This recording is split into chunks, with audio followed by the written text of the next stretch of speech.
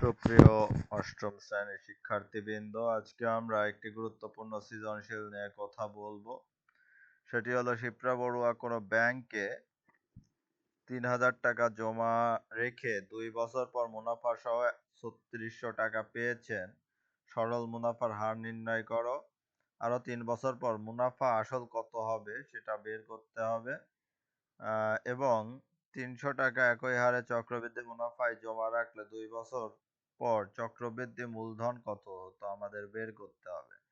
তো এখানে আমরা দেখতে পাচ্ছি যে শিপ্রা বড়ুয়া বা তুমি নিজেকে মনে করো কোনো ব্যাংকে ৩,০০০ টাকা জমা রাখলে সেখান থেকে ২ বছর পর তুমি পেলে ৩৬০০ টাকা।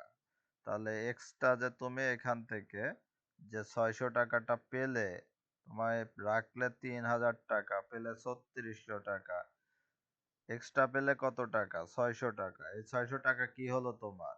এই ৬০০ টাকা তোমার হলো লাভ। কয় বছর পর? ২ বছর পর। এখন আমরা আসি, সরল মুনাফার হার নির্ণয় করতে হবে আমাদের প্রথম কোশ্চেন। তাহলে আমরা জানি সরল মুনাফার যে সূত্র, I = RPN। এখানে আসল সমান হচ্ছে ৩,০০০, আর তুমি যে লাভটা করলে সেটা কত হবে? ৩৬০০ থেকে ৩,০০০ বিয়োগ করলে পাবো ৬০০ টাকা। তারপরে আমরা শুধু এই এখান থেকে আড়াআড়ি গুণ করলাম, I = RPN, এই সূত্র থেকে আড়াআড়ি গুণ করলাম। গুণ করে আমরা R সমান লিখতে পারি হচ্ছে I/PN, কারণ আমাদের মুনাফার হার নির্ণয় করতে বলছে। তো এখন আমরা মানগুলো শুধু বসিয়ে দিয়ে ক্যালকুলেশন করে দিলাম। ক্যালকুলেশন করতে আশা করি আমরা সবাই পারবো। এখানে ২ শূন্য যদি আমরা কেটে দেই, তাহলে নিচে থাকে কত? ৬ ৫ × ৩০। তাহলে ৬ দিয়ে ৫ যদি কাটি, ৬ দিয়ে ৩০কে যদি কাটি তাহলে পাবো ৫। আর ৫ দিয়ে ২কে গুণ করলে ৫ দোকানে ১০, তাহলে 1/10। আর এখানে আমরা যদি এটাকে শতকরায় কনভার্ট করতে চাই তাহলে ১০০ দিয়ে গুণ, তাহলে আমরা পাচ্ছি কত? 10% মুনাফার হার। তারপরে আমরা যাব খ নম্বরে, ৩ বছর পর মুনাফা আসল কত হবে। এখানে আমাদের মুনাফা যোগ আসল সমান আমরা লিখতে পারি কি? মুনাফা আসল। মানে মুনাফা আসলের যে সূত্র সেটা হবে মুনাফা যোগ আসল। তাহলে এখন আমরা জানি যে I = RPN।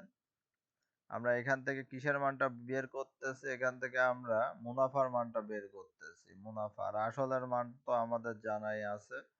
তাহলে এখান থেকে আমরা মুনাফার মান বের করতেছি আরো ৩ বছরের জন্য। তার মানে আগে ছিল ২ বছর আর এখন 3 বছর, মোট 5 বছর। আর মুনাফার হার কত? R = 10% ক থেকে আমরা পেয়েছি। আর এবার আমরা সূত্র শুধু বসাবো। তো মুনাফা বা লাভ নির্ণয় সূত্র হলো I = RPN। সেখানে আর এর মান কত দিব আমরা? এখানে কিন্তু আমরা আর এর এই পূর্বের মানটা দিয়েছি, এই 1/10 কিন্তু দিয়েছি। এটা কিন্তু আমরা শতকরা 10% এখানে ব্যবহার করিনি। তার মানে এখানে আর এর মান আমরা পেয়েছি 1/10। এটা কিন্তু ক থেকে নিয়ে আসছি আমি, এই 10% এখানে বসাইনি কিন্তু। কারণ 10কে যদি শতকরায় কনভার্ট করতাম তাহলে এখানে আমাদের লিখতে হতো 10/100। তো 10/100 লিখলেও ভুল হতো না, কারণ ওটাও 1/10ই আসে। তো আর এর মান আমরা ডাইরেক্ট এখানে 1/10 বসিয়ে দিয়েছি। তারপরে হচ্ছে আর পি এর মান হচ্ছে ৩,০০০ টাকা, এন এর মান 5, মানে সময় 5। তাহলে এখন আমরা ক্যালকুলেশন যদি করি, তাহলে 10 দিয়ে যদি আমরা এটাকে কাটি তাহলে পাবো ৩০০, আর 5 দিয়ে গুণ করলে ৩×৫ = 15, 1500। আর এখন আমরা মুনাফা আসলের সূত্রে শুধু মানগুলো বসিয়ে দেব। আমাদের এই মুনাফা হচ্ছে 1500 টাকা, আর আগে আসল ছিল দেওয়া হচ্ছে ৩,০০০ টাকা। এই মোট ৪৫০০ টাকা আমাদের অ্যান্সার। এখন আমরা পরের অঙ্কে যাব। এই অঙ্কটি আমরা যেভাবে সমাধান করব, ৩,০০০ টাকা একই হারে চক্রবৃদ্ধি মুনাফায় জমা রাখলে ২ বছর পর চক্রবৃদ্ধি মূলধন কত হতো। চক্রবৃদ্ধি মূলধন মানে হলো, আমরা জানি কি সি হলো চক্রবৃদ্ধির মূলধন, আর সি এর সূত্র হলো P × 1 + R⁴ এখানে শুধু আমরা কি করেছি, মানগুলো বসিয়ে নিয়েছি। এখানে পি এর মান হলো 3000, এন এর মান 2, আর হলো আর এর মান কত, আর এর মান হলো এই যে 1/10, আমরা পূর্বে পেয়েছি 1/10। তো এখন আমরা জাস্ট মানগুলো বসিয়ে দিলাম, দিয়ে ক্যালকুলেশন করে দিলাম। তো আশা করি আমরা সবাই ক্যালকুলেশন পারবো। তো ক্যালকুলেশন যদি না পারি তাও আমি দেখিয়ে দিচ্ছি কিভাবে হচ্ছে এটা।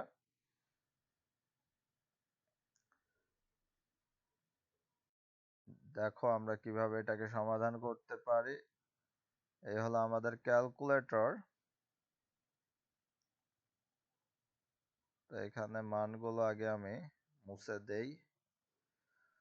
তো আমরা প্রথমে 1/10 লিখলাম, 1/10,